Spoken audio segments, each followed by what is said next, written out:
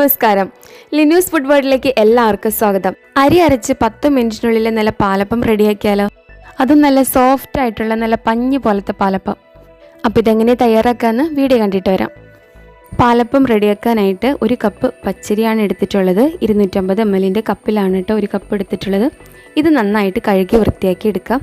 ഒരു 3-4 തവണയെങ്കിലും നന്നായിട്ട് കഴുകി വൃത്തിയാക്കി എടുത്തതിന് ശേഷം ഇത് കുതിർത്തെടുക്കണം. 4 മണിക്കൂറെങ്കിലും കുതിരാനായിട്ട് വെക്കാം.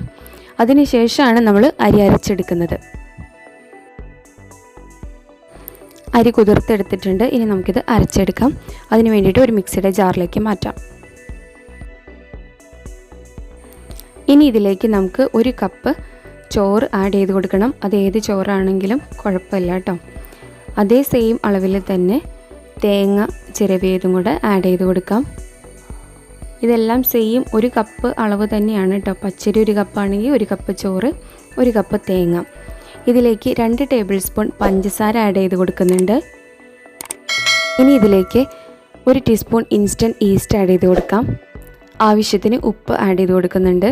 1/2 ടീസ്പൂൺ ഉപ്പ് ആഡ് ചെയ്ത് കൊടുക്കുന്നുണ്ട്.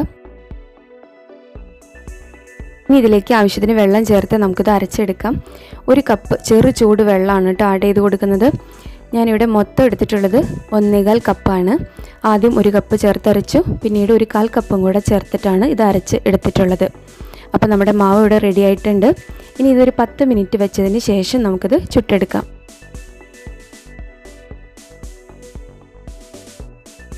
പത്ത് മിനിറ്റ് കഴിഞ്ഞിട്ടുണ്ട്. നമ്മുടെ അപ്പത്തിൻ്റെ മാവ് നല്ലതുപോലെ പൊങ്ങി വന്നിട്ടുണ്ട്. ഇനി നമുക്കിത് ചുട്ടെടുക്കാം. അപ്പോൾ ചട്ടി ചൂടാകാനായിട്ട് വെച്ചിട്ടുണ്ട്. അപ്പോൾ ഓരോ തവി മാവ് കോരി ഒഴിച്ച് നമുക്കിത് ചുറ്റിച്ചെടുക്കാം.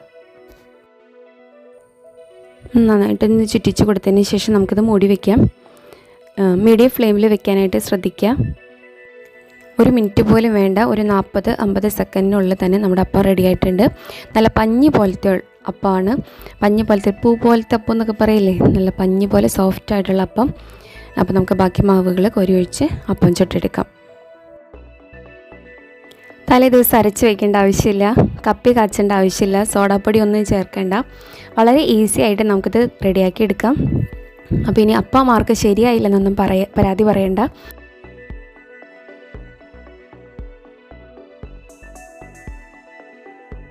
അപ്പോൾ ട്രൈ ചെയ്ത് നോക്കിയിട്ട് അഭിപ്രായം അറിയിക്കാം. ഞാൻ ഇതിൻ്റെ കൂടെ വെള്ളക്കടല കുറുമയാണ് തയ്യാറാക്കിയിട്ടുള്ളത്. വെള്ളക്കടല കുറുമയുടെയും ബട്ടൂരയുടെയും റെസിപ്പി നേരത്തെ വീഡിയോ ഇട്ടിട്ടുള്ളതാണ്. ലിങ്ക് ഞാൻ ഡിസ്ക്രിപ്ഷൻ ബോക്സിൽ ഇട്ടേക്കാം. കാണാത്തവരുണ്ടെങ്കിൽ ഒന്ന് കണ്ടു നോക്കുക. വീഡിയോ ഇഷ്ടമായിട്ടുണ്ടെങ്കിൽ ലൈക്ക് ചെയ്യുക, ഷെയർ ചെയ്യുക. ആദ്യമായിട്ട് കാണുന്നവരാണെങ്കിൽ സബ്സ്ക്രൈബ് ചെയ്യാൻ മറക്കരുത്. ഇനി മറ്റൊരു വീഡിയോ ആയിട്ട് കാണുന്നതുവരേക്കും ബൈ.